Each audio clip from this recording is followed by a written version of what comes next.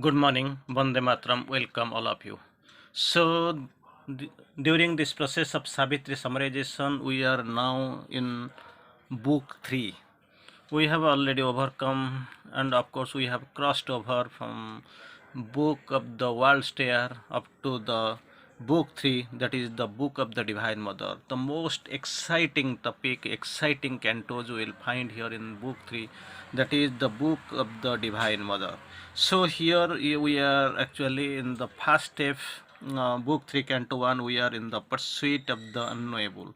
Specifically, we are going to discuss the topic that is on the unknowable, that is a unknowable unknowable, that the pursuit of the unknowable. Here we are in one or two line I want to see, that is the topic of discussion: uncreating, uncreated and unborn. Uncreating, uncreated and unborn, the one by whom all live, who lives by none. So this is the great topic, the one by whom all live, who lives by none. This is the great topic. It is one of the greatest line. That's what we have seen. So we know Savitri. Will while reading Savitri, we will see magical lines, golden lines, glorious lines. Of course, supramental lines by and by. From here, we are in the process of pursuing the unknowable, the pursuit of the unknowable. That is the chapter of discussion for right now. And in the very beginning, Sri Aurobindo quotes, "All is too little the world can that the world can give." In the capacity of the world, which the world can give, that is too little. All is too little that the world can give. Still, then we are much more prepared, much more greedy, much more anxious to get everything from the world. But still, in the course, all is too little that the world can give. Its power and knowledge are the gifts of time. Its power and knowledge are the gifts of time and can't fill the spirit's sacred thirst. Spirit's sacred thirst, it can't be filled up. Although of one these forms of greatness are, and by its breath of grace our lives abide. By the breath of its grace our lives abide, although more near to us than nearness self, it is some utter truth of what we are. The real thing. It is a great exploration, great expedition, great adventure for hidden for Sri Aurobindo Ashwapati also. Ashwapati really. The presence was lost by which all things have charm. All things have charm only with the presence that is lost. The presence is lost by which all things have charm. The glory lacked of which they are dim signs. Without the glory, everything is dim. The world lived on made empty of its cause. World lived on empty of its cause because of his absence. Like love when the beloved's face is gone. Beautiful image has been quoted, that great comparison. Like love when the beloved's face is gone, without the beloved's face and the presence. What is the meaning of the love? Simply to pretend like loving in a long way awaiting, of course. The labor to know seems a vain type of mind. All knowledge ended in the unknowable. So then, Sri Aurobindo quotes, a trivial achievement scorned by time, all power retired into omnipotent. All power retired into the omnipotent, a cave of darkness guards the eternal light. What great can be? How can you expect more greatness than this glorious description? A cave of darkness guards the eternal light, a silence settled in his striving heart. Then he turned to the ineffable's timeless call. He turned into to the ineffable's timeless call. A being intimate and unnameable, a being intimate and unnameable, a wide compelling ecstasy and peace, felt in himself and all, and yet ungrasped. So again we'll find the pursuit. Approached and faded from his soul's pursuit, not the mind pursuit. Approached and faded from his soul's pursuit, as if forever luring him beyond. Near it retreated. Near initially, as if forever luring him beyond. Near it retreated, far it called him still. Nothing could satisfy but its delight.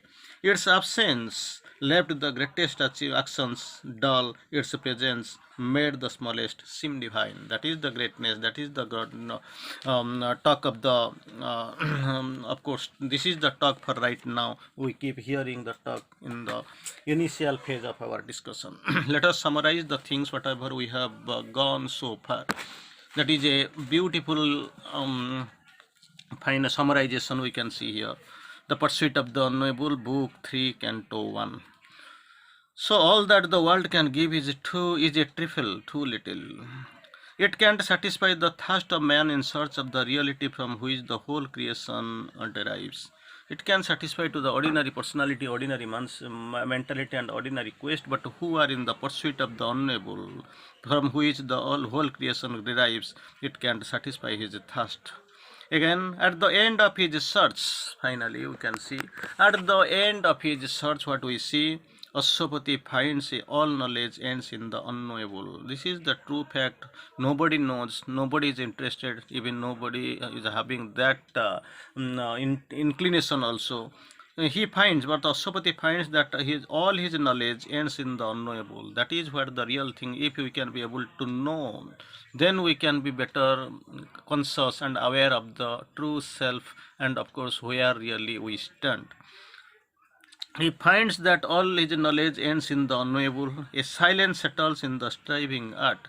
Heart is striving and the silence is settled there. Freed from the pools of the world's desire. Because the world already we have known, what it can give is too little, too trivial.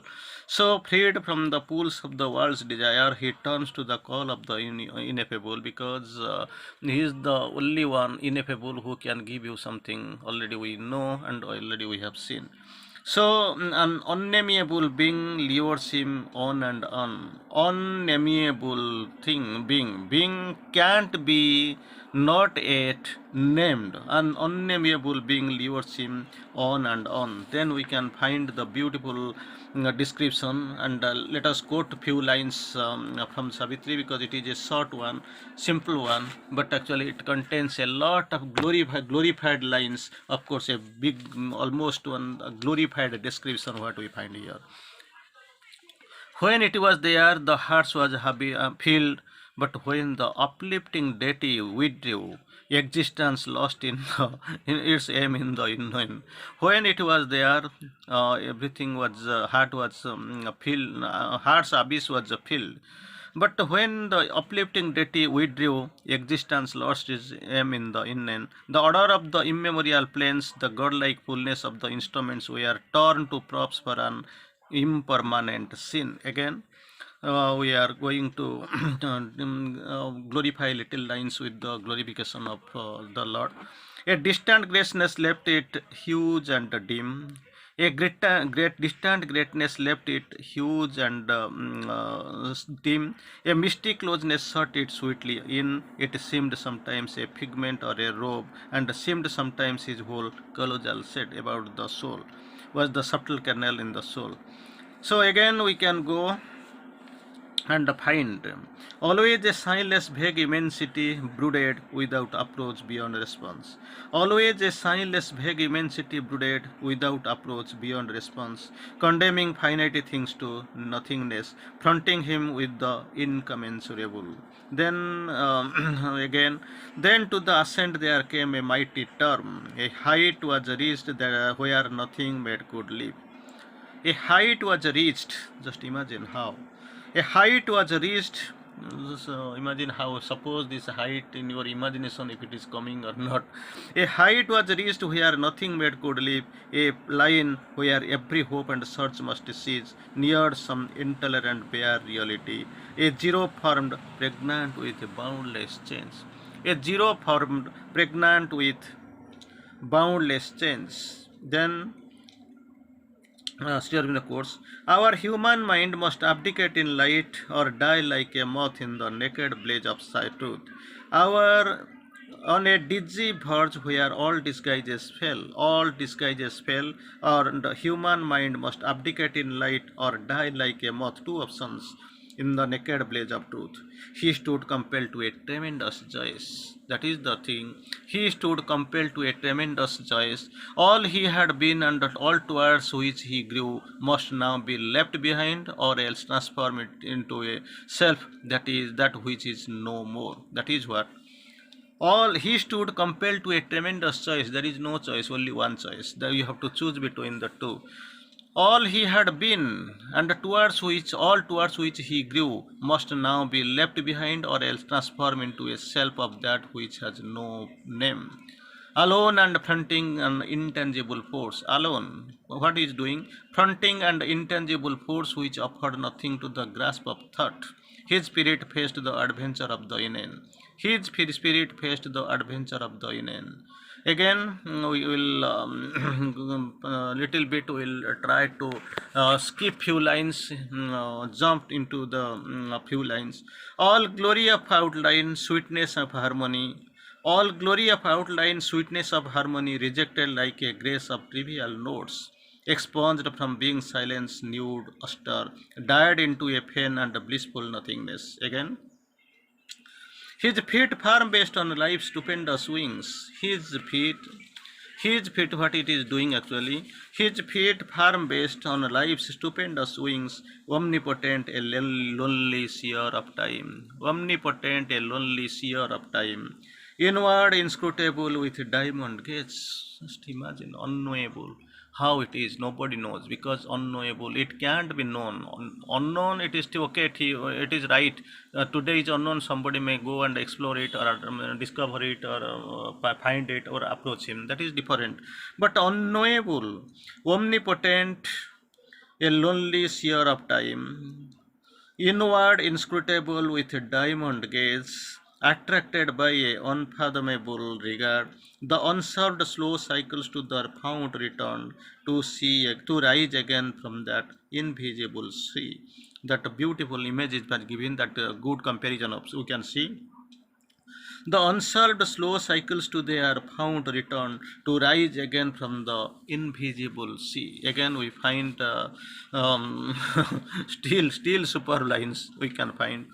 Eternal, nothing remained the cosmic mind conceives, all from his puissance born was now undone. Again, eternity prepared to fade and seemed a hue and imposition on the void. Eternity paid to fade and seemed a hue and imposition on the void. Space was the fluttering of a dream that sunk before its ending into the nothing's deeps. Space was the fluttering of a dream that sunk before its ending into nothing's deeps. The spirit that dies not and the Godhead's self seemed myths projected from the unknowable. The spirit that dies not, that we know, we are sure, we are aware of, and the Godhead's self seemed myths projected from the unknowable. This is what from it all sprang, in it called to cease. But what that was, no thought, no sight could tell, because if it is told, if it is thought of, then how he is unknowable.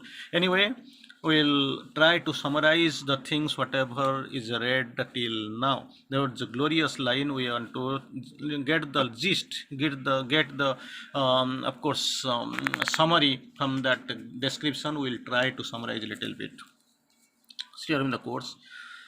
It is a mysterious mightiness which is at once an unfathomable vast around and a subtle kernel in the soul, about the soul. It is a mysterious mightiness, and that is a mysterious mightiness which is at one, it's an unfathomable vast around and a subtle kernel in the soul. Unfathomable vast around and a subtle kernel in the soul. A giant doubt overshadows his advance. A giant doubt overshadows his advance. However, he ascends without pause, never to stop. His journey, his adventure will never pause. It never knows it can stop, and reaches a height where no created form can live. That height, just now we were pausing, we were trying to repeat a quote again and again, a height where no created form can live. He nears an intolerant bare reality. He nears an intolerant bare reality where the mind must either dissolve or change into life. There is no other option. This is the only option what we find here. Then we can find here. That is only you have to only you one option. He nears the intolerant bare reality where mind must either dissolve or change into the light. The whole world and the ignorance founded here. Whole world and its ignorance is founders here. All is expunged into the silent being to lapse into nothingness. So all expunged from the silent being to lapse into nothingness. Again, we find there is only a vastness and eternity, a solid peace. Three things are there. Nothing, the thing, only three things you can see. There is only a vastness and eternity. Number one, three things are there: vastness and eternity and a solid peace. Only three things you can go. Anyway, towards the concluding part, we will go and quote Sri Aurobindo how the unknowable has been described, created, and of course figured there by Sri Aurobindo, how he is quoted and how he is sketched by Sri Aurobindo. The original picture we are going to see it here. There was no, so Sri Aurobindo quotes it is beautifully. There was no act, no movement in the past. No act, no movement in its past. Life's question made by its silence died on the lips. No act, no movement in the past. Life's question, we have got some questions. Met by its silence died on her lips. The world's effort ceased convinced of ignorance. The world's effort ceased convicted of ignorance, finding no function of supernal right. The world's effort ceased, convicted of ignorance. Ceased, convicted, already we know convicted, conviction is there, of ignorance, finding no sanction from supernal light. There was no mind there with its need to know. Just imagine how that realm will be, how the position will be there, how the sequence will be there, what the circumstance will be there. There was no mind there with its need to know. There was no heart there with its need to love. No mind there was with its need to love. No heart with its need to love. All person perished in its namelessness. No heart, no music, no mind. All person perished in its namelessness. There was no second, it had no partner or peer. There was no second, it had no partner or peer, only itself was real to itself. Then to the concluding part, we see sometimes the beautiful, glorious definition, the glorious description, and the glorious summarization we see. A pure existence saved from thought and mood. A pure existence saved from thought and mood. A consciousness of unshared immortal bliss. Bliss that is immortal and unshared, that consciousness. A consciousness of unshared immortal bliss, it dwelt aloof in its bare infinity. It dwelt aloof in its bare infinity. Infinity is there, bare, but nobody is coming, nothing to nobody is claiming. One and unique, unutterable soul. Again, that unknowable description, excellent description. So we can, incredible, really incredible, unknowable how it is. One and unique, unutterable soul, a being, formless, featureless, and mute that knew itself by its own timeless self. A being, formless, featureless, and mute that knew itself by its own timeless self, aware forever in its motionless depths. So again, still brilliant, super excellent lines we can see on his description towards the unknowable, uncreating, uncreated, and unborn, uncreating, uncreated, and unborn, the the one, by whom all live, who lives by none. Again, we'll try to summarize the things in a couple of two lines, at least within 2 lines we'll to see. At last he is face to face with a companionless reality. That unknowable he has been described. Companionless reality, nobody is in companion with him. Immutable, inscrutable, alone. companionless reality, immutable, inscrutable, alone. The unborn one above all change, occult, eternal. The unborn one above all change, occult, and eternal. Anyway, just imagine how that brilliance will be brilliantly described by the Lord. The masterly description we can find here. Yes, uncreating, uncreated, and unborn one, the one who by whom all live, who lives by none. An immeasurable luminous secrecy guarded by the veils of the unmanifest. An immeasurable luminous secrecy guarded by the veils of the unmanifest, above the changing cosmic interlude, abode supreme, immutably the same. Above the changing cosmic interlude, abode, supreme, immutably the same. A silent cause occult, impenetrable, infinity, eternal, unknowable, alone. A silent cause occult, impenetrable, infinity, eternal, unthinkable, alone. That is really the description, and He is the eternity and lived from hour to hour. He is infinity in a little space. He is immortal in the arms of death, immortality in the arms of death. Here we can find it through His the glorious outlines and the glorious description. Again, it will not be, it will be really amazing to quote it again, the brilliance of this description where we are really quoting, and finally we'll see the same thing, same way, in the same format from Sri Aurobindo's original writing. A boy being one and unique, unutterably soul, a being formless, featureless, and mute, that knew itself by its own timeless self. Uncreating, uncreated, and unborn, the one by whom all live, who lives by none. An immeasurable luminous secrecy guarded by the veils of the unmanifest, above the changing cosmic interlude, abode supreme. Immutably the same, a silent cause occult, impenetrable, infinity, eternal, unthinkable, alone. What more can be described? And how can we, in glorious line, who can describe more than these glorious lines? Let us salute him, and let us wait what next is going on, because to the naked human eyes he is unknowable. He can't know, he can't think, he can't sense, but the Lord has discovered him, Lord has found him. We will wait some greatness from the Lord. Vande Mataram.